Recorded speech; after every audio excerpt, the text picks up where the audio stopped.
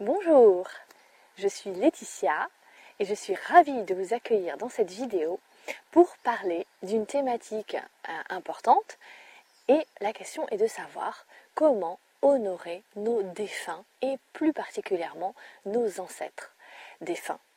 Alors, c'est une question qui se pose tout naturellement puisque nous sommes dans la semaine qui précède la Toussaint et donc ça me tenait à cœur de vous faire une vidéo pour vous expliquer cela. Alors, une petite chose cependant, la première partie de la vidéo dans laquelle bien évidemment je vais répondre à la question est accessible gratuitement et la suite est disponible uniquement si vous souhaitez aller plus loin et à ce moment-là pour un prix modique. Voilà. Alors, la question est de savoir comment honorer nos ancêtres. Alors pour moi, il y a une chose fondamentale par laquelle commencer puisque traditionnellement, on honore nos ancêtres au moment de la Toussaint. Or, en fait, il y a une confusion. Et oui, la Toussaint, c'est la fête, comme son nom l'indique, de tous les saints. Donc ça n'a rien à voir avec nos défunts. Et qui plus est, la Toussaint est un jour férié, le 1er novembre est férié. En réalité, le jour pour honorer nos défunts, eh bien c'est le lendemain, c'est le 2 novembre. Et on a souvent tendance à faire la confusion, et ce d'autant plus que la veille étant férié, puis pour la Toussaint, eh bien, on a pour habitude et souvent pour coutume en fait, eh bien de dire que on va honorer ses ancêtres à la Toussaint. Et en fait, ben voilà, aujourd'hui maintenant vous savez, vous ne le saviez peut-être pas tout à l'heure, mais maintenant vous le savez, eh bien la Toussaint, c'est le jour où on honore tous les saints. Et la fête des défunts, c'est donc le lendemain, le 2 novembre, qui malheureusement ce jour-là n'est pas férié. Voilà, donc c'est uniquement par commodité que la veille étant fériée, tout se passe souvent le même jour et on va au cimetière en règle générale à ce moment-là. Voilà pour ce petit préambule qui, je pense, a dû vous intéresser si vous ne connaissiez pas cette subtilité. Alors pour répondre à cette question, eh bien, comment honorer nos ancêtres défunts?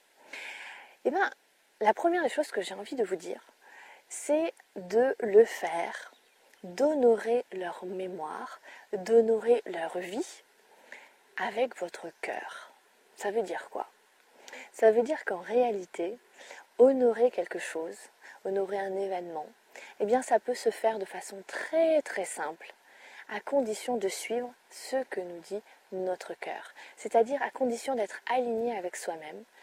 Et au lieu de peut-être reproduire des coutumes que l'on a vues, qui font partie de notre culture, eh bien il est peut-être intéressant de se sortir de ces coutumes et au contraire d'aller chercher en soi qu'est-ce que notre petite voix, notre guidance intérieure nous invite à faire.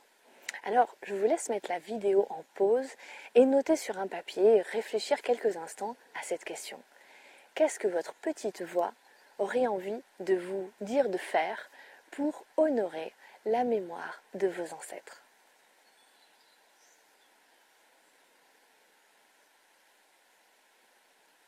Voilà, alors, je pense que vous avez eu des informations.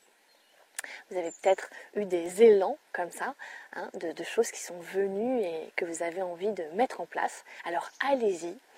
Mon invitation est que vous fassiez des choses simples. Simples mais avec le cœur. Simples mais avec honnêteté. Voilà. Alors, on me demande souvent, Laetitia, est-ce que pour honorer ses ancêtres, il faut aller au cimetière? La réponse est non. En tous les cas, pas à mon sens. C'est mon avis, mon opinion. Après, vous verrez bien si ça répond à vous, votre conception, à vos croyances, à vos habitudes. Je crois que le fait d'aller au cimetière n'est pas toujours un passage obligé. Je crois que ce qui est important, c'est de se relier par le cœur, de se relier dans notre intention au fait de rendre hommage, de rendre honneur, de célébrer, un petit peu comme une fête en fait. Célébrer cela avec pour intention d'honorer nos ancêtres. Voilà ce qui me semble important de poser, d'accord? Donc ne rentrez pas dans des obligations. En plus, il y a des gens qui ne se sentent pas très bien au cimetière. Donc je vous expliquerai dans la suite de la vidéo pourquoi. Et donc pour moi, est-il obligatoire d'aller au cimetière? Certainement pas. Voilà, ceci étant, si pour vous c'est important, alors évidemment, allez-y. Deuxième chose, eh bien justement, si on ne peut pas aller au cimetière, eh bien que faire? La première des choses que j'ai envie de vous dire, c'est que si vous ne pouvez pas y aller vous-même au cimetière, mais que c'est pour autant quelque chose qui vous tient à cœur et qui est important par rapport notamment au vécu social des autres, eh bien vous pouvez tout à fait faire envoyer par exemple des fleurs. Donc la fleur de l'époque de la Toussaint, vous le savez certainement, c'est le chrysanthème. Ça ne vous coûte rien d'appeler le fleuriste à côté du cimetière et de faire livrer des fleurs en votre nom pour assurer une présence physique sur la tombe de vos ancêtres ou sur les tombes de vos ancêtres, voire sur le caveau si tout le monde est au même endroit. Voilà pour la première des choses. Par ailleurs, eh bien, si vous ne pouvez pas vous déplacer et que donc vous faites offrir ces fleurs, eh bien, vous pouvez également faire une cérémonie. Vous avez eu tout à l'heure, je vous ai fait poser une question pour un petit peu tester votre guidance intérieure. Eh bien, si vous avez reçu des éléments qui pour vous font sens, vous pouvez tout à fait mettre en œuvre, en action, ces éléments de réponse, de façon à organiser une cérémonie en l'honneur de ses ancêtres, comme vous l'entendez, comme vous l'avez peut-être perçu, et comme ce à quoi votre cœur vous inspire. Voilà, donc respectez cela. En fait, toutes les réponses sont en vous, et il vous faut simplement bloquer un temps de célébration, un temps pour justement, eh bien, honorer ses ancêtres, un temps pour vous laisser guider, un temps, moi je vous conseille au minimum 1 heure, 1 heure pour, eh bien voilà, vous connecter à eux et puis voir ce qui se passe, voir ce que vous avez envie de faire, voir ce que vous avez envie de leur offrir. Peut-être que vous aurez envie de faire des offrandes, peut-être que vous aurez envie de, voilà, offrir des fleurs, peut-être que vous aurez envie de faire quelque chose de spécifique en leur mémoire, de vous rendre sur un lieu qui leur tenait à cœur, ou alors un lieu où vous êtes allés ensemble. Peut-être que vous aurez envie d'écouter une musique particulière qu'ils aimaient, ces personnes disparues. Et puis, il y a une chose que j'ai oublié de citer précédemment, mais quand on dit célébrer ses défunts, ça peut être intrafamilial comme extrafamilial. Ça peut être une personne seule, une personne dont on a fait le deuil et qui nous tenait à cœur, qui était dans nos vies et qui avait une grande place dans cette vie-là. Mais ça peut également être un groupe de personnes, comme par exemple notre famille. Notre famille, il y a des personnes que l'on a connues, et puis il y en a d'autres que l'on n'a pas connues, qui sont leurs ancêtres, et qui du coup représentent un groupe. Donc selon qu'il y ait une seule personne ou plusieurs, un groupe, eh bien vous serez appelé, vous aurez envie de faire certaines choses et pas d'autres. À vous de respecter cela.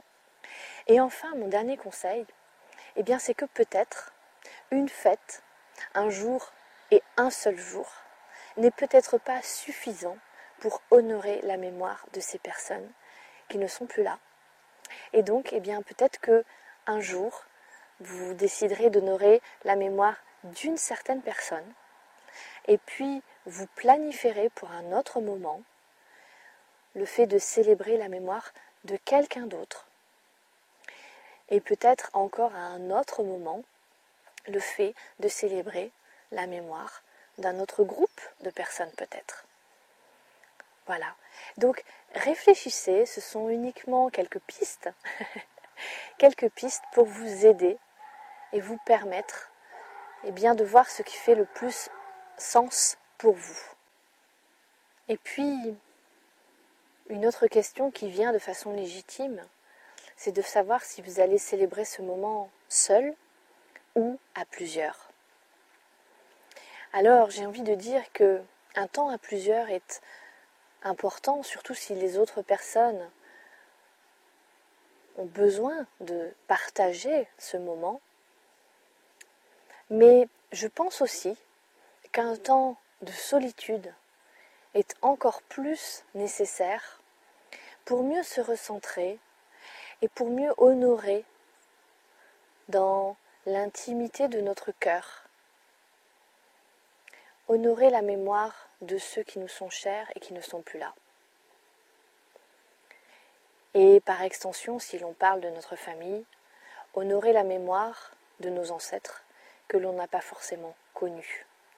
Et ce temps-là est un temps plutôt méditatif qui, par conséquent, ne pourra vraiment révéler tous ses secrets, toute sa magie, que si vous êtes seul et attentif, en pleine conscience, en pleine présence à ce qui se présente à vous. Je vous donne rendez-vous dans un instant pour la suite. À tout de suite.